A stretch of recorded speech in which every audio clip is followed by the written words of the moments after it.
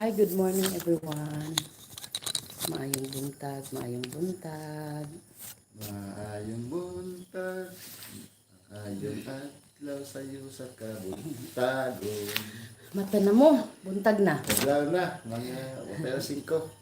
Yes, buntag daw yan, 5 na mo. Buntag na. 5 na sa kong relo, pero Bangon advance na. niya akong relo. Bangon na Mo mo. ni sikreto, aron dili ko maling. Ako po, di ko malit. Kanina di ko punctuality. Kanang early bird. Sure. Dito. Okay, so dili ta maglangay at tas ato ang verse for the day aron makahatag og kusog ka nato nining adlaw karon kay daghan kaayo tag mga challenges nga moabot sa ato ang kinabuhi apan pinagi sa pulong sa Dios makabarog kita dinhi sa kalibutan. Una-una to, ang kalanon, espirituhanon sa atong kalag. Yes, of course, no. Before mo bangon ayaw jud kalimot pagbasa sa pulong sa Dios, pag-ampo aron nga guided ta sa tibuok adlaw nato. John 15 verse 5. Juan 15:5. Ako mao ang tanom nga paras, kamo mao ang mga sanga. Ang magapabilin kanako kang kinsa magapabilin ako, mao siya ang magapamungag daghan. Kay gawas kanako wala gayud kamoy arang mahimo. Gisambing, isa man sa kasambingay. Sa kasambingay. Sa kasambingay sa kahoy. Sa kahoy. Tanom nga paras. Nga tanom nga paras nga si Jesus ang Mo Ginoo ang ang punuan. punuan. So, kita ang mga sanga. Siya ang sama. punuan, kita ang mga sanga. Okay, so Sige. sama man ta sa sanga. Sa diha nga makita nato ang usa ka sanga sa kahoy. Sa diha nga kini putlon ug ma-separate siya sa iyahang punuan. Di ba wala man yoy dili malawos, di ba? Sa diha nga ma-separate kini sa iyahang punuan. Kaya ang Tungod kay ang punuan mao tong naghatag Tinubdan sa nutrients. kinabuhi. Gikan sa tubig, naghatag kinabuhi, naghatag og tubig, kaingon dito sa dahon ug sa sanga. Kung ma-detach kita sa punuan, unsay mahitabo sa sambingay, malaya gayud kita. Yes, sama gani usahay ka nang magtanom ko og bumbil. Oy, Putlon bulak ka di, bulak Putlon sila. ako. Nag-frustrate jud ko kay kanang tagsarap pud ko mabuhian ba. Kay ngano tungod nga kana lagi pag maputol na siya dito sa iyahang lawas, mamatay siya, no? Buhi magaling moagi pa siya kamatay.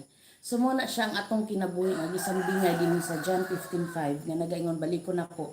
Ako mao ang tanom nga paras, kamo ang mao ang mga sanga. Sige. Ang magapabilin kanako kang kinsa magapabilin ako mao siya ang magapamungag daghan kay gawas kanako wala gayud kamoy arang mahimo. Mamunga kita daghan. Yes, imagine di lang nga mabuhi kundi mamunga pa gyud ka. Kanindot alang mamunga og Yes. daghan ay tawag kay nata sa punuan, atong punuan mo ang atong Ginoo. Mamunga ta og daghan.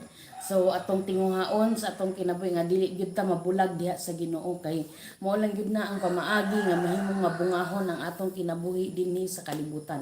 So kung nagtuo ka nga naa na sa imuha ang tanan, bright ka, kwartahan ka, sikat ba ka, o unsa pa. Nya wala ang Ginoo sa imong kinabuhi, maabot ang panahon nga mawala Nagtawag ang nga tanan. naputol ang sanga gikan sa punuan. Yes. So Oh. mas nindot nga naatay mga kabtangan, sikat ta, o unsa pa man diha, mas nindot nga napagyud ta sa Ginoo.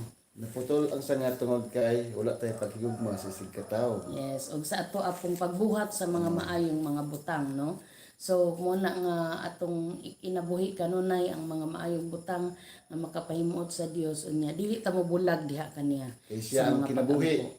Siya ang ang punuan mo ang kinabuhi. Yes, Ang dili Ginoo man ang gyud atong ta, punuan. di man gyud ta perfect, no? Kada adlaw makasala ta na gyud tay di jud malikayan makabuhat ta og dili maayo pero dili na himuon atong rason nga makigbulag na ta sa Ginoo, no? Ato ang himuon na nga rason nga mudot-dot ta diha kaniya, mas muduol pa ta, mas muampo pa ta sa diha nga makasala ta. Ato himuon ng paningkamutan nga maduol kita diha kaniya.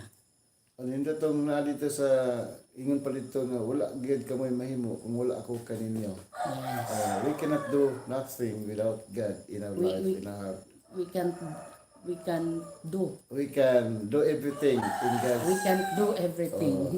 We We can do nothing. We can Do nothing Do- kung we wala can ang do Diyos. nothing kung wala Libog ang mo Diyos. tani. So kung wala ang Diyos sa tong kinabuhi, wala gyud tay mahimo, no. Although na feel nimo nga okay ra man ko nga wala ang Ginoo karon, maayo man ang dagan sa akong kinabuhi apan igsoon-sultihan ta ka kulang gyud ang imong kinabuhi. Ingon pa diha, ingon pa sa usa ka writer, dili ko ka hinumdum og kinsa to nga writer. Ang ato ang heart aduna siya'y certain place nga ang dapat ibutang lang gyud diha nahaom diha is ang Ginoo sa atong kinabuhi. Dili Ginoo nga mga kalibutan ng butang kundi ang Dios si Jesus Christ sa atong kinabuhi. Usa siya ka vacuum sa atong heart nga siya lang gyud ang masigo. Nga kung butangan nato siya og kwarta, dili siya mahaom. Mura bag ka nang sa mga puzzle nga bisag unsaon nimo og butang didto kung dili gyud siya haom, dili gyud siya maplastar. Sa tong kinabuhi nagyoy vacuum diya sa to ang heart nga si Jesus lamang gyud ang dapat nga ibutang sa tong kinabuhi that will complete us, no? Ngayon kag kulang pa man akong kinabuhi, na naman sa ko atanan a perfect family, ang kabtangan na naman ko, ilado man pug ko, na ko'y trabaho, pero nganong kulang ang akong kinabuhi, nganong dili pa ko malipayon, it is because of that certain place in our heart nga kailangan nato ibutang si Jesus. Nga kung sudla nato na og kwarta, dili siya haom. Kung sudla nato na og mahal nato sa kinabuhi, dili kay mga maayong butang ba? Sudla nato og mga maayong buta, mga kabtangan at or mga mahal nato sa kinabuhi, in love kaayo ta, isulod nato diya sa tong kasing-kasing, dili pud siya haom. Sudla nato sa atong dream car, butang nato diha, dili pud siya haom. Kay ngano si Jesus lamang ang mohaom diha nga mao gayud ang atong tinuod nga kalipay. So ayaw ka tingala kung nganong makain ka usahay nga kumpleto na ko pero nganong kulang pa man, no? It is because kulang pa diha sa imong kasing-kasing si Jesus, no? So sa diha nga na si Jesus Christ sa tong kinabuhi, bisag na atay problema matingala pud ang ubang tao nganong malipayon man ta. Smile. Yes. So mo na siya ang ato ang pagtulon-an ini nga kabuntagon. Kita ang sa nga ang Dios ang atong punuan. Di gyud ta mo bulag diha Kita kaniya. mulag kay malaya unya kita. Yes, wala gyud tay mahimo kung wala siya sa atong kinabuhi. So kana lang siguro ini ang kabuntagon sa hamubo nga panahon ay mo kalimot gayud sa pagduol diha sa Dios kanunayan. Dili ta mobulag kaniya. Unsaon pinaagi sa mga pag-ampo o pagpangaliya kanunay diha kaniya. Dili gyud ta niya biyaan, dili ta niya pasagdan. Ang isa na lang suon, kailangan aduna tayo mga Biblia sa atong mga panimala. Yes, of course, so itong basahon kung wala tayong Bible. So, Ang kana Biblia, lang siguro. Isik na lagi, uy. Pagsunal. Kailan ni katuig? Ulit ako pa ka? Ulit ako. 2000, May 6, 2008. Wow, May 6, Bago pa tang ninyo, 2008. Nakasalta 2006, 2 years after. 14 years in service. Oh, ang Biblia, Ako 14 lang years siya na. gibutangan og duct tape. Nagitay-gitay na kasi patli. Dagan po siya mga notes. Ay, alam hagbong. Hagbong lagi. Busy na jud. Magkamit ang mag-ulupod. Sige, magkuhan. Ganan mo po aning daan ng Bible kay naadiritanan ang mga notes ba? Ana. Sige, Migson. Ito na notes. Muli ka mong Biblia. Muli ang mong kasing-kasing. Yes, agoy ni ulan na po. Abi na to Okay. init na. So thank you so much. Amping mo tanan and Grace Antonio. God bless and bye-bye. Good morning everyone mga pinataa.